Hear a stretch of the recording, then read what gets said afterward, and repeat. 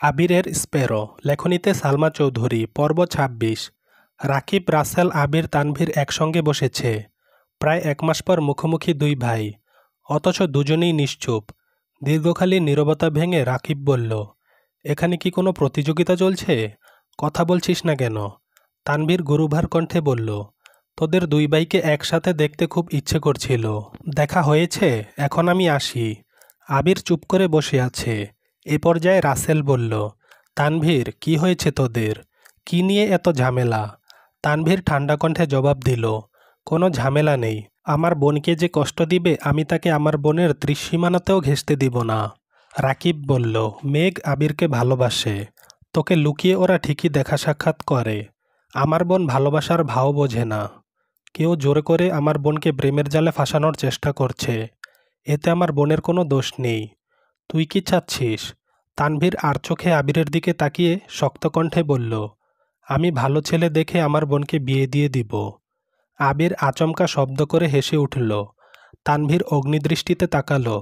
আবির নিজের মুখের উপর হাত রেখে মেকিস্বরে বলল, সরি সরি সরি, বউয়ের মতো অসময়ে ভুল করে হেসে ফেলেছি। তানভীর চোখ মুখ গুটিয়ে বিরক্তির স্বরে বলল, আমার বোনের বিয়েতে যেন কেউ বাধা না দেয়। রাকিব নিরেট কণ্ঠে বলল, একটা মেয়ের কতবার বিয়ে হয়? তখন আমি ছোট ছিলাম, বুঝিনি কিছুই। আমার বোন আরও বুঝেনি। এসব পাগলামিগুলো সারা জীবন পাগলামি হয়ে থাকবে না। সময়ের সাথে সাথে মানুষ বুঝতে শিখে। আমি এখন বুঝতেছি, তাই সময় থাকতে নিজের ভুলগুলো শুধরে নিতে চাচ্ছি। আবির দীর্ঘশ্বাস ফেলে বলল, রাকিব, তুই তাকে বলে দে আমার বউ কেড়ে নেওয়ার বৃথা চেষ্টা যেন না করে। প্রয়োজনে আমি হাইকোর্টে মামলা করব। জীবনের শেষ নিঃশ্বাস পর্যন্ত বউ টিকিয়ে রাখার জন্য কেস লড়ে যাব। একবার না, দরকার হলে আরও 10 বার বিয়ে করব। তারপর দেখব কোন শ্বশুরের ছেলে আমার বউকে কেড়ে নেওয়ার কথা মুখে আনে। তানভীর অন্যদিকে তাকিয়ে হুঙ্কার দিল, সাহস থাকলে আমার বাপের সামনে গিয়ে বলুক। এসব হুমকি ধমকিতে তানভীর ভয় পায় না। আবির জিভ দিয়ে ঠোঁট ভিজিয়ে ধীরকণ্ঠে বলল, আমি কি ভয় পাই নাকি? কে কাকে ঠিক কতটা ভয় পায় সেটা সময় হলেই দেখা যাবে। রাসেল হতাশ ভঙ্গিতে বলল, মেঘ আপুকে খুব মিস করছি, যার জন্য এত ঝামেলা। সে এখন কোথায়? এদিকে মেঘ দুদিন যাবৎ জ্বরে ভুগছে, মাথা ব্যথায় চোখ মেলতে পারছে না। সেই যে আবিরের সাথে দেখা করে এসেছিল, সেদিন সন্ধ্যা থেকেই জ্বর। হালিমা বেগম মেয়ের মাথায় জলপট্টি দিতে দিতে বললেন, সারাদিন কিছুই খাসনি, একটু স্যুপ করে নিয়ে আসবো মা? মেঘ কপাল কুঁচকে বলল, না, কিছুই খাবো না। মেঘের দুচোখ বন্ধ, নিথর দেহ পড়ে আছে বিছানায়। ঠোঁটগুলো শুকিয়ে কাটকাট হয়ে আছে, মুখ বিবর ফ্যাকাশে লাগছে। হালিমা বেগম মৃদুস্বরে বললেন, তোকে দেখতে কে এসেছে দেখ। মেঘ জ্বরের ঘরে নিভু নিভু চোখে তাকালো, ধীরকণ্ঠে আওড়ালো, আবির ভাই। আবির এগিয়ে এলো, মেঘের কাছে বসে মোলায়েম কণ্ঠে শুধালো, জ্বর কমেনি এখনও? হালিমা বেগম জবাব দিলেন, কমতেছে না তো। আবির মৃদুস্বরে বলল, মামুনি, তুমি ওর জন্য স্যুপ নিয়ে আসো, আমি খাবার এনেছি, সেগুলোও দিও প্লিজ। হালিমা বেগম আচ্ছা বলে রান্নাঘরের দিকে গেলেন। আবির হালিমা বেগমের চেয়ারটাতে বসল। মেঘ তখনও চোখ বন্ধ করে শুয়ে আছে। আবির মেঘের কপালে হাত রাখল। জ্বরের তীব্রতা বুঝতে পেরে আলগোছে ভ্রু কুচকালো। মেঘের কানের কাছে ঠোঁট এগিয়ে আস্তে করে বলল, ভালোবাসার মানে বুঝতেই এই অবস্থা? বাকি পার্টগুলো তো বাকিই রয়ে গেল। মেঘ চোখ পিটপিট করে তাকালো। আবির নিঃশব্দে হাসছে।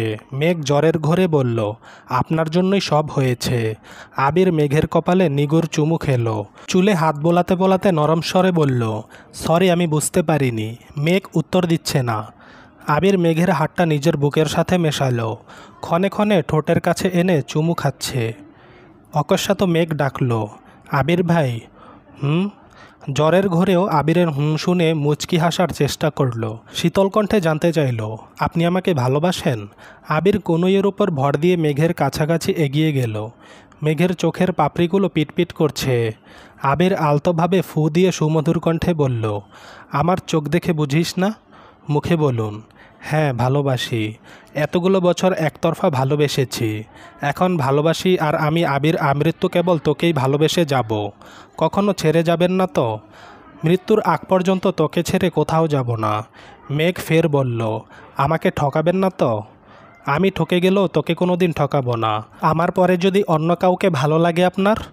আবির নিরেট কণ্ঠে বলল, তোকে ছাড়া কিছু ভালোই লাগে না আমার। কেউ আপনাকে ভালোবাসতে চাইলে কি বলবেন?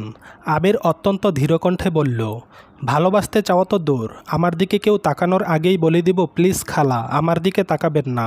আমার ঘরে একটা পরীর মতো বউ আছে। বউটা যেমন কিউট তেমন হিংসুটে। মেঘ জ্বরের ঘোরেও ক্ষীণ হাসল। শ্বাস টেনে আবারও প্রশ্ন করল, আর আমাকে কেউ ভালোবাসতে চাইলে কি করবেন? আবির শীতল কণ্ঠে হুঙ্কার দিল, খুন করে ফেলব। কাকে? আমাকে? আবির দাঁতে দাঁত পিষে বলল, যে তোর দিকে তাকাবে তাকেই খুন করে ফেলব। তখন তো আপনাকে জেলে চলে যেতে হবে। তারপর আমার কি হবে? আবির ঠোঁট বেঁকিয়ে হেসে বলল, তুই আরেকটা খুন করবি, তারপর সেখানে দুজন মিলে একসঙ্গে সংসার শুরু করব। মেঘ নিঃশব্দে হাসল, চোখে পানি চিকচিক করছে। আবির মেঘের হাতে আবারও চুমু খেলো। কোমল গলায় শোধালো, ম্যাম ইন্টারভিউ নেওয়া শেষ হয়েছে? মেঘ চোখের ইশারায় হ্যাঁ বোঝালো। আবির সহসা প্রশ্ন করল, আমি কি পাশ করেছি? মেঘ কাঁপা কাঁপা কণ্ঠে বলল, না আপনি ফেল। আবির প্রশস্ত চোখে তাকিয়ে আবারও বলল, কি বললে? আমি পাশ না করলে আজ এই মুহূর্তে ইন্টারভিউ বোর্ড বিলুপ্ত ঘোষণা করব। মেঘ আদুরে গলায় বলল, আপনি পাশ। এভাবে পাশ বললে হবে না তো। আবির মেঘের ঘনিষ্ঠ হলো, নিজের ঠোঁটের দিকে ইশারা করে বলল, চুমু দাও। কি? আম্মু চলে আসবে। আসুক, আগে চুমু, তারপর অন্য কিছু। না প্লিজ, আমি 1 থেকে 3 পর্যন্ত গুনব, তার মধ্যে। এমন সময় হালিমা বেগম দরজায় এসে বললেন, মেঘ কি উঠল?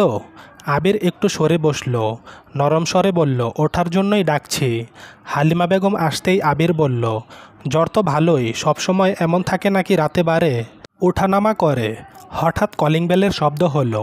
আবির উঠতে গেলে হালিমা বেগম বললেন, তুই বস, আমি দেখছি। হালিমা বেগম যেতেই আবির আবার মেঘের দিকে ঝুঁকল, গম্ভীর কণ্ঠে বলল, 1। মেঘ ঠোঁট উল্টিয়ে অসহায় মুখ করে তাকিয়ে আছে। আবির ভ্রু নাচিয়ে বলল, 2। মেঘ বিদ্যুৎ বেগে আবিরের ঠোঁটে ঠোঁট ছোঁয়ালো। আবির গলায় স্বর উঁচু করে বলল, এটা কি ছিল? কারেন্টে শক খেলেও বুঝতে কয়েক সেকেন্ড সময় লাগে, অথচ তুই 1 সেকেন্ড সময়ও নিলি না। মেঘের আকুল কণ্ঠে থেমে গেল আবির, আর জোর করল না। শশব্যস্ত হাতে জলপট্টি দিয়ে দিচ্ছে। এর মধ্যে মোজাম্মেল খান রুমে ঢুকলেন। আবিরকে দেখে বললেন, কি ব্যাপার আবির, কখন এসেছ? কিছুক্ষণ হলো। কেমন আছেন চাচ্চু? মেয়ে অসুস্থ, কিভাবে ভালো থাকি বলো? তুমি তো একই শহরে থেকেও দেখতে আসো না। আবির ধীরে সুস্থে জবাব দিল, ব্যস্ত ছিলাম একটু।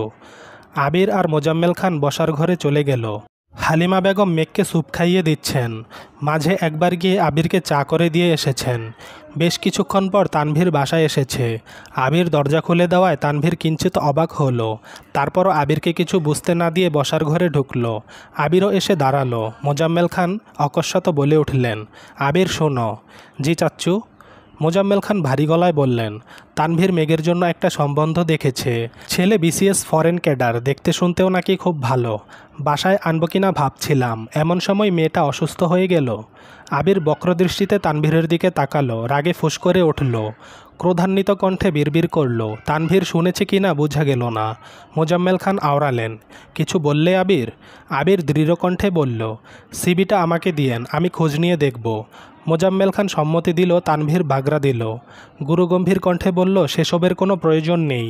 আবির কিছু বলতে যাবে তার আগেই তানভীর বলল, আব্বু, ভাইয়া আপনাকে কিছু বলতে চায়। আবির চোখ বড় করে তাকালো। ক্ষণে ক্ষণে ঢোক গিলে নিজের মনে সাহস জোগাচ্ছে। আবিরকে দেখে তানভীর মুচকি মুচকি হাসছে। তানভীর চোখের ইশারাতে যেন বলে দিচ্ছে, আমার বোনকে বিয়ে করার কোনো যোগ্যতা তোমার নেই। মোজাম্মেল খান ক্ষীণ হেসে বললেন, কি বললে আবির? আবির বুক ফুলিয়ে শ্বাস টেনে ধীর স্থিরভাবে শ্বাস ছাড়ল। অকস্মাৎ রাশভারী কণ্ঠে বলে উঠল, আমাকে আপনার শ্বশুর, সরি, আমাকে আপনার জামাই করবেন। আবিরের এলোমেলো কথা মোজাম্মেল খান ঠিকমতো বুঝতে পারলেন না। ভারী কণ্ঠে শুধালেন, কি বললে? আবির চোখ বন্ধ করে ক্ষিপ্রবেগে বলে দিল, আমি মেঘকে বিয়ে করতে চাই। অসমাপ্ত চলবে। লেখিকা গল্পটির নতুন পর্ব দেওয়া মাত্রই পেয়ে যাবেন। ততক্ষণ পাশে থাকুন। গল্পটি যদি ভালো লাগে অবশ্যই লাইক ও কমেন্ট করে জানাতে ভুলবেন না। নতুন সব বাংলা উপন্যাস ও গল্প পেতে আমাদের চ্যানেলটি সাবস্ক্রাইব করে পাশে থাকবেন। ধন্যবাদ।